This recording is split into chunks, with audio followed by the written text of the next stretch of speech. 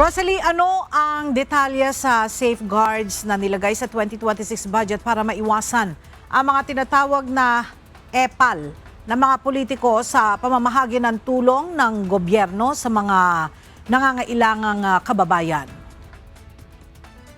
Ella, may special provision na sa 2026 national budget na nakasaad ang pagbabawal ng political involvement o pangimasok ng mga politiko sa pamahagi ng tulong pinansyal at iba pang tulong ng gobyerno. Pinagtibay ito ng Kamara at Senado nang ratipikahan ang General Appropriations Bill para sa fiscal year 2026.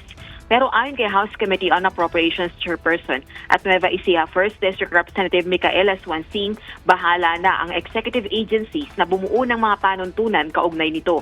Sila anya ang magpapatupad ng mga programang ito oras na lagdaan ni Pangulong Ferdinand Marcos Jr. ang pambansang pondo at tuluyang maisabatas.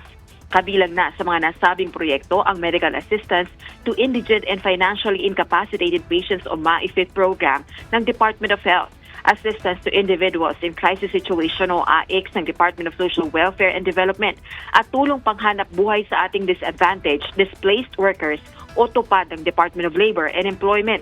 Nang tanongin naman kung hindi na ba maaaring mag-issue ng guarantee letters o GL ang mga kongresista at senador, ayon kay Representative Swansing ay ipinauubaya na nila sa ehekutibo kung papaano ba ito maipatutupad.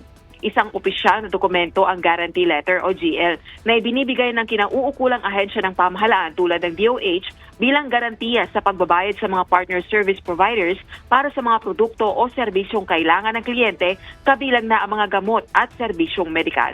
Balik sa'yo, Ella. Maraming salamat, Rosalie Coz.